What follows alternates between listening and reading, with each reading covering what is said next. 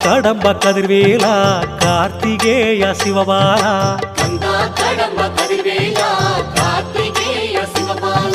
தண்டாயுத பாணி பழனி மலையில் தாகப்பன் சுவாமி சுவாமி மலையில் தேவர் தளபதி திருச்செந்தூரில் தெய்வானையுடன் பரங்குன்றில் கோபம் தணிந்து திருத்தணியில்